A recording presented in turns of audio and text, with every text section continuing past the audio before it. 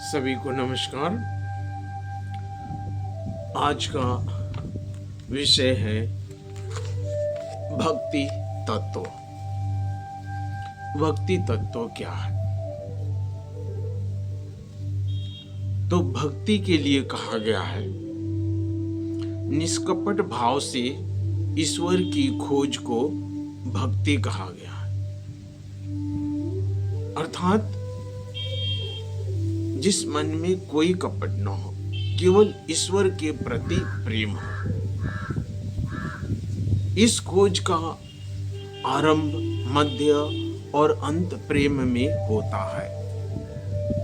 जब मनुष्य उसे प्राप्त कर लेता है तब वह सभी के प्रेम पात्र बन जाता है। वो सभी के लिए, उसके नजर में सभी जो है वह प्रभु का ही अंश होते हैं, क्योंकि वो प्रभु से प्रेम करता है। इसलिए सभी उसके प्रेम, कोई भी उसके लिए घृणा का पात्र नहीं रह जाता। और भक्ति के लिए क्या कहा गया? भक्ति भगवतो सेवा, भक्ति प्रेम स्वरूपिणी, भक्ति आनंद रूपाचा, भक्ति भक्तस्य जीवन। भक्ति क्या है? वो प्रेम स्वरूप है। भक्ति क्या है? आनंद है। और भक्ति क्या है? सेवा है। और भक्ति क्या है? भक्त का जीवन है। ये भक्त का। अब है कि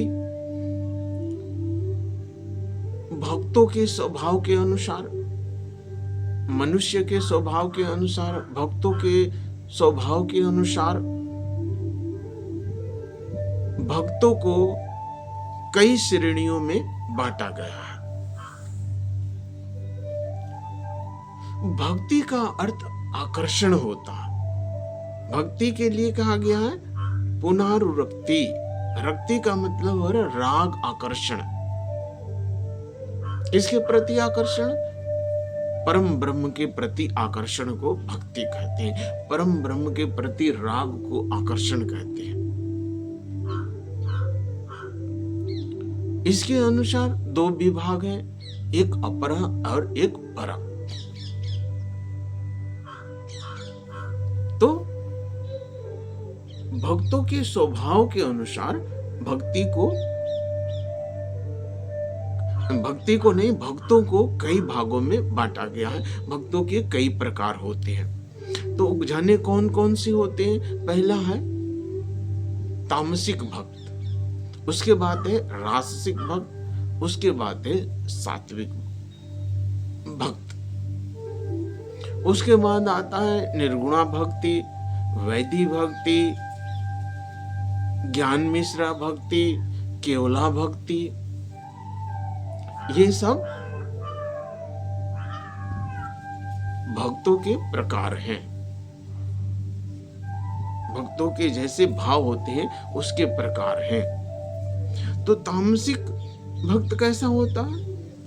स्वभाव में तमोगुणी है, परंतु कृत कर्मों के अनुसार कभी रजोगुण, कभी सतोगुण और कभी तमोगुण होता है। जैसा कि एक व्यक्ति है तो तमोगुणी, कभी कभी अच्छा काम भी कर लेता है, कभी कभी किसी की सेवा भी कर लेता है, कभी कभी कुछ दान भी दे लेता है, लेकिन स्वभाव में वो तमोगुणी है। तमोगुणी अर्थात दूसरों की निंदा करना, दूसरों के प्रति हिंसा का भाव रहता है, उसमें हिंसा का भाव रहता है। जैसे कि बलि, ये बलि जो है, जिन भक्तों की एक टोली है जो बलि प्रथा को भी लेके चलते हैं, तो ये बलि भी तमोगुणी भक्ति के अंदर आती है, क्योंकि जहां हिंसा है वहां तमोगुणी है। तो बलि भी तमोगुणी भक्त की निशानी है।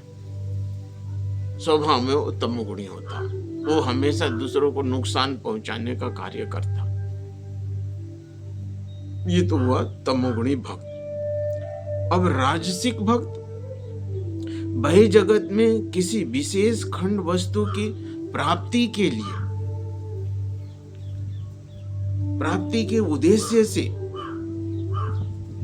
जो वो साधना करता है, जो वो आराधना करता है, जो वो भक्ति करता है, संसार की वस्तुओं को पाने के लिए, संसारिक इच्छाओं की तृप्ति के लिए जो वो साधना करता है, वह साधना राजसिक साधना है।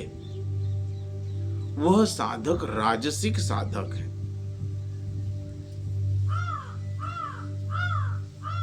और राजसिक साधक है। और सात्विक साधक क्या? सात्विक वो है जो किसी राग द्वेष में नहीं रहता, वो आत्म कल्याण की तरफ बढ़ता है, और जो भी उसका कार्य होगा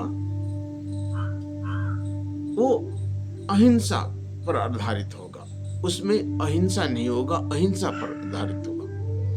वो किसी का नुकसान नहीं चाहता। वो हर संसार की एक हर वस्तु व्यक्ति को वो ब्रह्म का ही अंश मान करके व्यवहार करता है। किसी चीज का दुरुपयोग नहीं करता, किसी के साथ हिंसा नहीं करता। वो है सात्विक भक्त। अब है निर्गुणा भक्ति। यहाँ साधक का कोई अन्य उद्देश्य नहीं रहता है, केवल अपने इष्ट के प्रति प्राणों का प्राण, उसकी आत्मा की धड़कन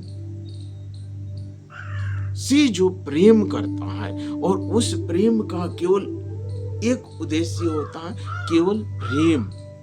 अगर पूछो उससे, निर्गुणी भक्ति से पूछो, निर्गुणा भक्त से पूछो कि क्यों तुम भक्ति करते हो, तो एक ही कहता है, उसके पास एक ही उत्तर होता है, मुझे अच्छा लगता है, मुझे अच्छा लगता है इसलिए मैं करता हूं। उसका स्वभाव सत्वगुणी हो जाता है,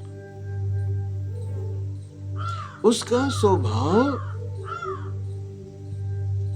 में दिव्यता आ जाती है। वह केवल ईश्वर ही उसका आराध्य हो जाते, भगवान ही केवल उसके आराध्य रह जाते हैं।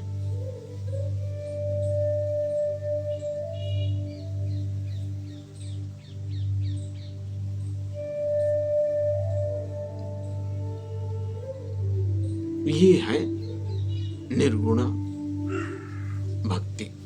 अब होता है वैधि भक्ति। वैधि भक्ति कहाँ है? जहां पर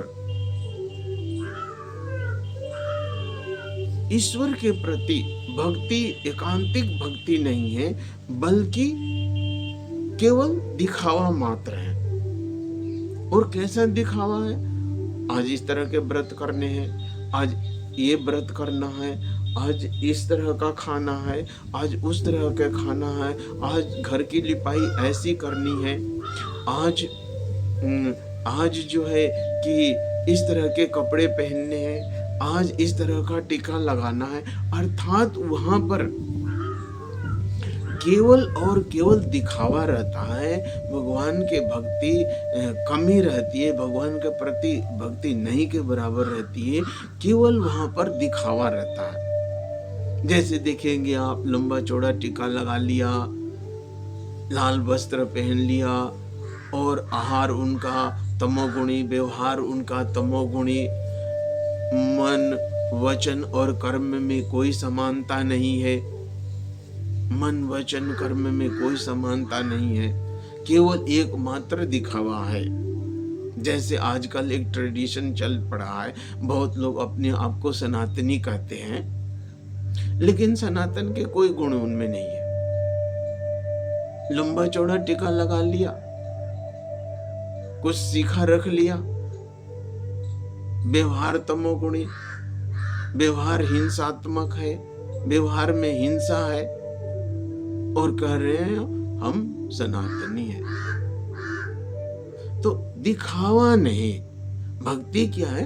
दिखावा नहीं है, भगवान की एक सेवा है, भगवान के प्रति निस्वार्थ सेवा और निस्वार्थ प्रेम है। उसको प्रेम कहिए। निस्वार्थ प्रेम जहां है वही क्या है? भक्ति है। वास्तविक भक्ति वही है। उसके बाद आता है ज्ञान मिश्र भक्ति। कुछ ज्ञानी होते हैं जो भक्ति करते हैं तो उससे पहले उससे कुछ चाह रखते हैं कि इसको करने से क्या लाभ होगा, इसको करने से क्या हानि होगा। ये विचार करके वो परमात्मा की तरफ बढ़ते हैं, भगवान के तरफ बढ़ते हैं। और इसमें उनका उद्देश्य क्या होता है? उद्देश्य होता है सीधी।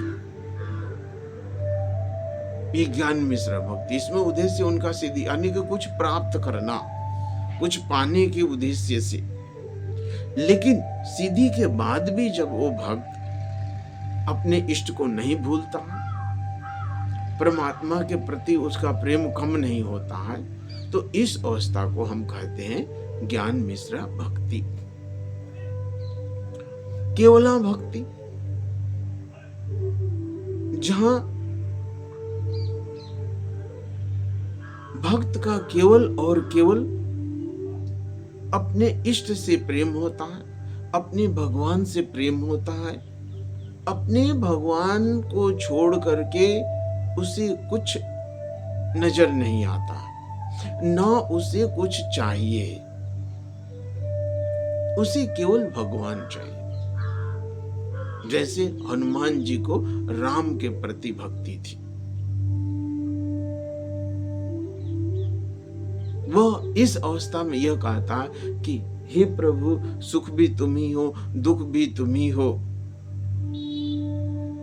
रोग भी तुम ही हो, शरीर भी तुम ही हो, दिन भी तुम ही हो, रात भी तुम ही हो, सब कुछ तुम ही हो। यहां पर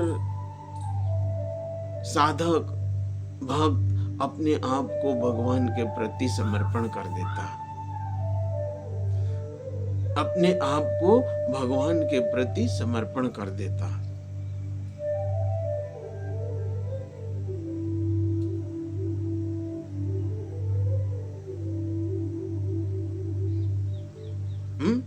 अपने आप को भगवान के प्रति समर्पण कर देता है।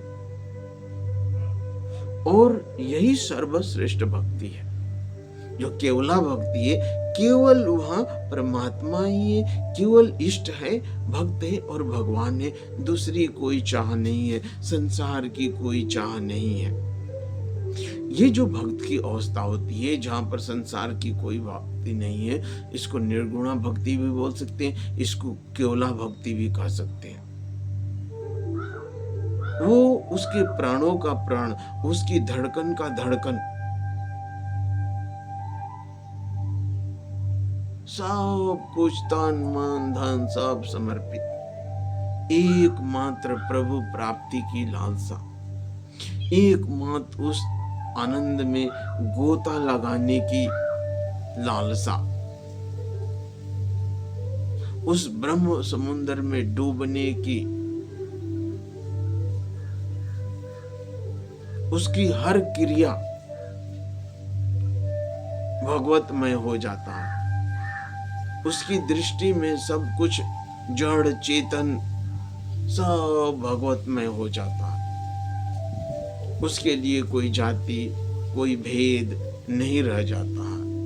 वह एकमात्र यही देखता है कि सब उसी प्रभु का अंश है, ईश्वर अंश, जीव अविनाशी, चेतन अमल सहज सुख रास, सब उसी ईश्वर के अंश है।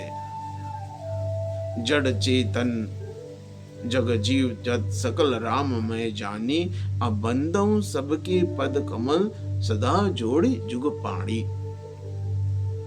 उसके लिए जड़ और चेतन सब प्रभु का ही अंश दिखते हैं।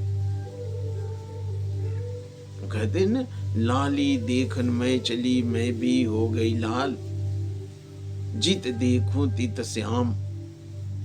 तो जहां दिखता है उसे प्रभु ही दिखाई देते हैं।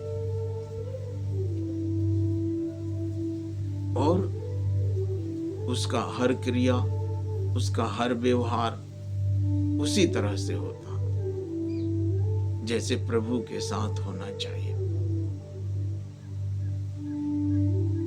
अपने आत्म स्वरूप की तरफ वो बढ़ता है, अपने आत्म स्वरूप का वह दर्शन करता है। और जब आत्म स्वरूप का दर्शन होता है तो भेद नष्ट हो जाता है, वहां फिर भेद नहीं रहता है। मन भी तुम ही हो, वाणी भी तुम ही हो, प्रकाश भी तुम ही हो, दिन भी तुम ही हो, रात भी तुम ही हो, हैं? सुंदर भी तुम ही हो, असुंदर भी तुम ही हो, जल भी तुम ही हो, अग्नि भी तुम ही हो, अंदर भी तुम ही हो, बाहर भी तुम ही हो। सर्वत्र उस प्रभु को देखता है, अपने इष्ट को देखता है। वह सर्वत्र उसे अपने इष्ट को ही देखते हैं, उसके इष्ट ही सर्वत्र उसे दिखाई पड़ते हैं। और यही सर्वोच्च भक्ति है। और इसी के लिए साधक जो है, इसी के लिए तड़पन रहता है। बिरह आगमन में जगी, जलन लगे सब हाथ, नाड़ी छुअत वैद के परे फफूले हाथ। इसी के लिए, इसी दिन के लिए साधक साधना करता है और एक दिन वह आनंद के सागर में डूब जाता है। वो भव सागर पार हो जाता है। बोलो सभी को नमस्कार।